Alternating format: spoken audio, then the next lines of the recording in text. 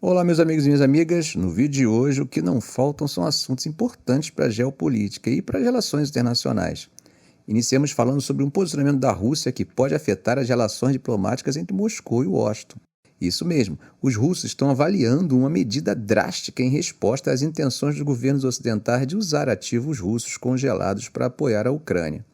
Como já comentamos aqui no canal em diversos vídeos, esses ativos, que totalizam quase 300 bilhões de dólares, foram congelados como parte das sanções internacionais impostas após o início da guerra em 2022.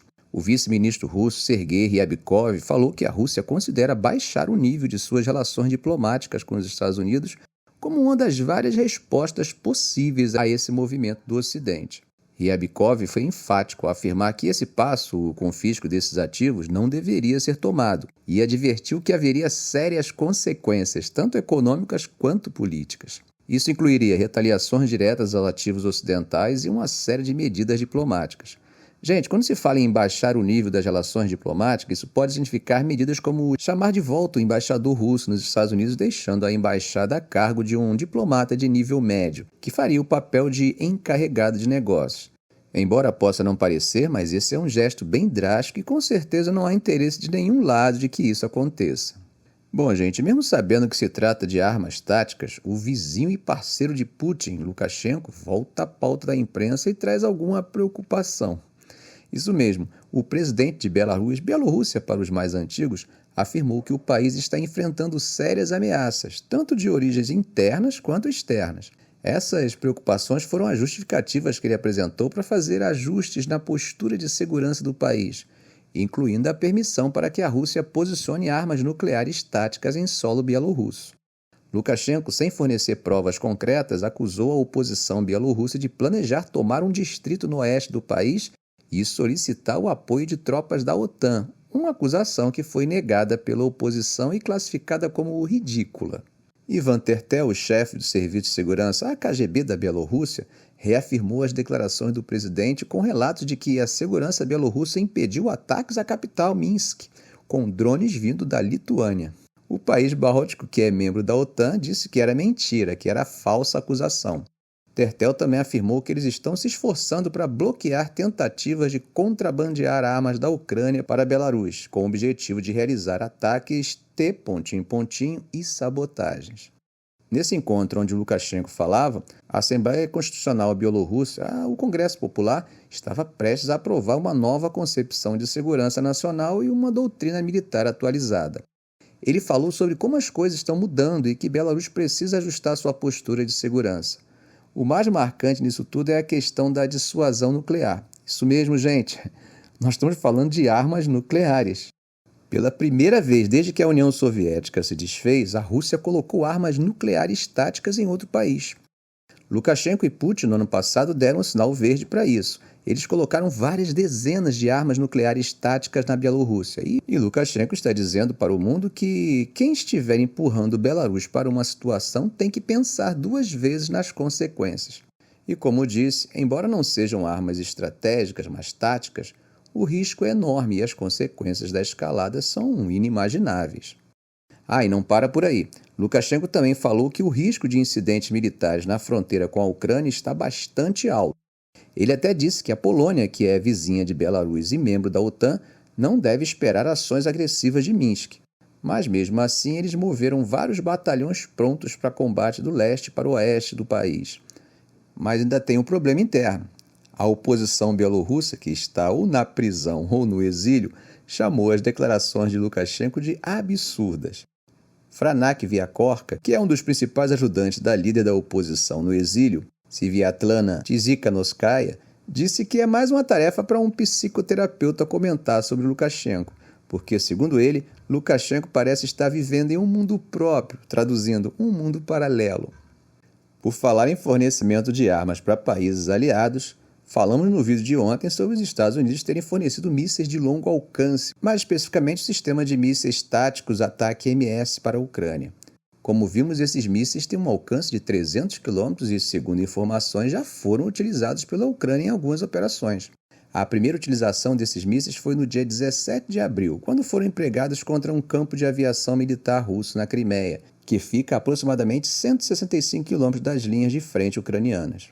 Isso marca uma escalada em termos das capacidades ofensivas da Ucrânia, uma vez que permite ataques a alvos bem mais distantes do que antes. Mas como o Kremlin reagiu a isso? Bom, Dmitry Peskov, o porta-voz do Kremlin, foi bastante direto ao comentar sobre o envolvimento dos Estados Unidos, dizendo que eles estão diretamente envolvidos no conflito através do fornecimento dessas armas. Peskov também disse que, apesar desse aumento na capacidade bélica da Ucrânia, isso não mudará o resultado final da operação militar especial da Rússia, que, segundo ele afirma, alcançará seus objetivos.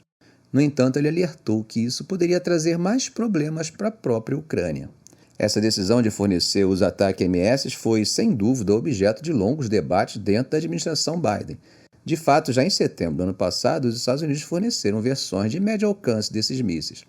Ainda segundo informações, antes de dar esse passo, a administração Biden havia avisado a Rússia que, se Moscou utilizasse mísseis balísticos de longo alcance na Ucrânia, Washington responderia fornecendo capacidades semelhantes aos ucranianos.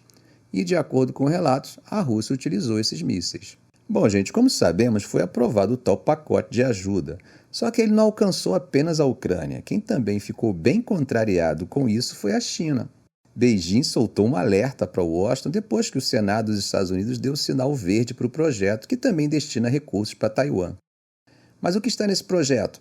Bom, estamos falando em uma grana alta, são 8 bilhões de dólares, que vai ser usado para enfrentar as ações da China, que estão colocando os aliados dos Estados Unidos na região do Indo-Pacífico em xeque. Esse pacote cobre uma série de partes e serviços que são essenciais para manter e dar upgrade no equipamento militar de Taiwan.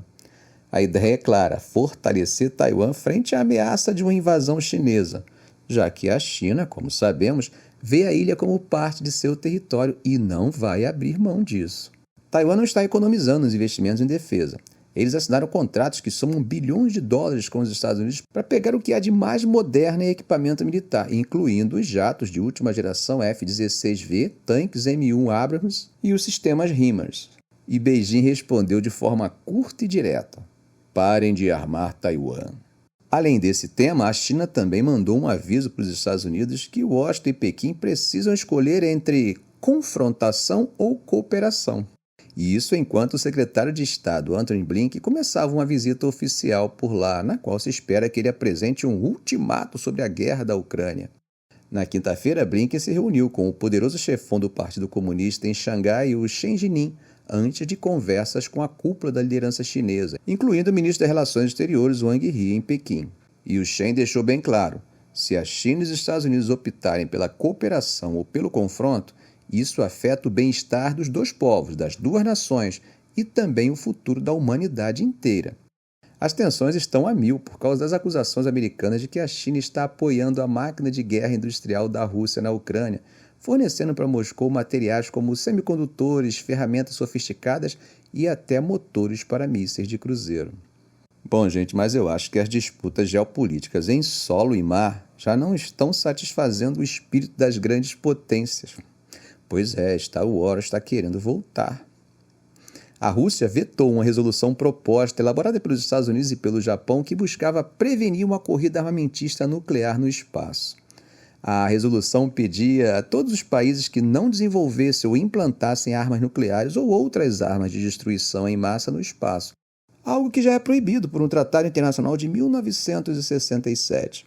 Segundo eles, era apenas para reforçar essas normas já estabelecidas, uma espécie de lembrete para os esquecidos. Os Estados Unidos, que vetaram a elevação da Palestina a Estado pleno dias atrás, contra a posição de 14 estados que não se posicionaram contra, agora sentiram o sabor de um veto a uma de suas propostas. A reação gerou um debate bem interessante. A embaixadora dos Estados Unidos na ONU, Linda Thomas-Greenfield, afirmou que ficou perplexa com o veto russo. Ela questionou por que a Rússia se oporia a uma resolução que simplesmente reafirma compromissos que supostamente todos já aceitaram. Aí ela disse: por que, se você está seguindo as regras, não apoiaria uma resolução que as reafirma? O que você poderia estar escondendo? Essas foram as palavras dela após lembrar que o próprio presidente russo, Vladimir Putin, afirmou que a Rússia não tinha intenções de deslocar armas nucleares para o espaço. E aí? Pergunta interessante, né? O que a Rússia responderia? Bom, o embaixador russo na ONU, Vassily Nebenzia, classificou a resolução como absolutamente absurda e politizada. Ele argumentou que a resolução não ia longe o suficiente, pois não propunha a proibição de todos os tipos de armas no espaço. A proposta de Rússia e China, rejeitada pelos Estados Unidos, era de que todos os países, especialmente aqueles com grandes capacidades espaciais, se comprometessem a nunca colocar armas no espaço e a evitar o uso da força. Após a votação, Nebenzia confrontou os Estados Unidos com a mesma pergunta: por que vocês não querem uma proibição total das armas no espaço? Ele também falou que as ações dos Estados Unidos e do Japão se tornam mais claras, lembrando que eles anunciaram planos para colocar armas no espaço. Antes da votação, a embaixadora dos Estados Unidos destacou as ramificações catastróficas que uma explosão nuclear no espaço poderia ter. Ela falou sobre como isso poderia destruir milhares de satélites operados por países e empresas ao redor do mundo, afetando serviços vitais de comunicação, científicos, meteorológicos, agrícolas, comerciais e de segurança nacional que todos dependemos. Mas qual seria a razão para eles apresentarem uma resolução dessa nesse momento? Isso aconteceu logo após os Estados Unidos revelarem que a Rússia havia desenvolvido uma tecnologia de arma anti-satélite, algo que preocupou bastante a administração Biden. Essa tecnologia ainda não está em uso, mas já levanta grandes questões sobre a importância dos satélites. Eles são fundamentais para uma série de funções, desde comunicações até controle de drones, algo que tem sido muito visível no conflito na Ucrânia. Basta lembrarmos dos eventos envolvendo a Starlink de Elon Musk. Falando sobre o espaço, o presidente Putin também se pronunciou. Ele afirmou que a Rússia é firmemente contra a implantação de armas nucleares no espaço e destacou que a posição da Rússia é clara e transparente. Sempre foram e continuam sendo contra essa possibilidade. Bom, gente, mudando um pouco de assunto, o presidente da Turquia, Tayyip Erdogan, fez uma visita a Bagdá e Erbil, que são cidades importantes no Iraque. Essa visita é parte de um esforço maior da Turquia para tentar intensificar suas operações além de suas fronteiras contra militantes do Partido dos Trabalhadores do Kurdistão, conhecido como PKK, que estão baseados principalmente na parte norte do Iraque, uma região montanhosa e de maioria curda. Durante essa visita, os dois países chegaram a um acordo sobre um quadro estratégico que cobre várias áreas, incluindo segurança, comércio e energia, além de um acordo específico sobre cooperação na defesa. Um oficial do Ministério da Defesa turco falou que a Turquia está pronta para ajudar o Iraque a melhorar seu sistema de segurança de fronteira. Inclusive, uma delegação do Iraque já tinha ido até a Turquia antes para ver de perto os sistemas de segurança de fronteira que a Turquia propôs fornecer. Essas conversas sobre a cooperação na segurança ainda estão em andamento. Em uma coletiva de imprensa junto com Erdogan, o primeiro-ministro iraquiano, Mohamed Shia al-Sadani, falou sobre a cooperação entre os dois países para reforçar a segurança das fronteiras. Ele não mencionou especificamente o PKK, mas todo mundo sabe que esse grupo pegou em armas contra o Estado turco em 1984 e é considerado uma organização T... tanto por Ankara quanto pelos seus aliados ocidentais. Desde 2019, a Turquia tem realizado várias operações transfronteiriças contra o grupo no norte do Iraque. Bom, gente, antes de terminar, vamos conversar um pouco sobre se esse conjunto de ajuda realmente pode mudar os rumos da guerra. Usando uma metáfora, eu diria que lançar um colete salva-vidas a um homem remove um perigo imediato. No entanto, se ele estiver a quilômetros da terra firme e as águas estiverem extremamente geladas, ainda haverá risco. Essa é mais ou menos a forma de pensar sobre a Ucrânia após o presidente Joe Biden assinar em 24 de abril o tal pacote de ajuda. Caso o dinheiro não tivesse sido disponibilizado, o que parecia possível durante 6 meses de impasse no Congresso, a Ucrânia enfrentaria uma perspectiva muito maior de perder ainda mais território para uma nova ofensiva russa esperada no início do verão. Mas voltando à nossa metáfora, embora 61 bilhões mantenha a Ucrânia à tona, ela permanece distante da costa. Desde que os fundos começaram a escassear no outono, as deficiências de suprimentos, especialmente munições, começaram a se manifestar. A Rússia vem disparando 5 ou mais projetos para cada um enviado para a Ucrânia. Com munições já estocadas em bases americanas na Polônia, essa restrição será aliviada. À medida que as munições chegarem, a Rússia descobrirá ser mais perigoso concentrar homens e tanques para novos ataques. Levar os muitos necessários drones e interceptadores de mísseis para a Ucrânia demorará mais, mas eventualmente a Rússia não terá mais controle total dos céus, especialmente sobre as linhas de frente. Bom, isso tudo é muito positivo, Mas os ucranianos não têm razão para se empolgar muito. Essa situação pode ser menos otimista do que parece. Primeiro, embora o novo pacote impulsione as capacidades defensivas da Ucrânia, não é suficiente para ajudá-la a reconquistar o território perdido para a Rússia, que agora equivale a cerca de 18%, metade tomada em 2014 e metade após a invasão em 2022. A lição da fracassada contraofensiva do verão passado, que custou caro à Ucrânia em termos de homens e material, é que recuperar territórios é difícil. Drones e satélites tornaram o campo de batalha transparente, dissipando a névoa da guerra e facilitando a destruição de concentrações de homens e blindados. Um impasse continuado é agora uma esperança mais realista para a Ucrânia. O segundo ponto, a batalha no Congresso para aprovar o projeto é um sinal de problemas à frente. Os 61 bilhões de dólares equivalem aproximadamente ao que os Estados Unidos gastaram com a Ucrânia nos primeiros 20 meses da guerra, após os quais seu financiamento se esgotou. Então, o novo dinheiro pode ser consumido até o final de 2025. Mesmo que sobrem fundos, um recém-eleito Donald Trump pode decidir simplesmente não usá-los. Se Biden ainda for presidente, a batalha desgastante recém-travada terá que ser enfrentada novamente no próximo ano. E então esse pacote americano mais recente pode se revelar o último. É por isso que, ao meu ver, os líderes europeus estariam errados em ver a ajuda americana como mais do que um alívio temporário. É provável que essa guerra se arraste possivelmente por muitos anos. Os aliados da Ucrânia podem até tentar convencê-la a trocar terra por segurança, mas é difícil ver um acordo que possa satisfazer tanto a Ucrânia quanto a Rússia.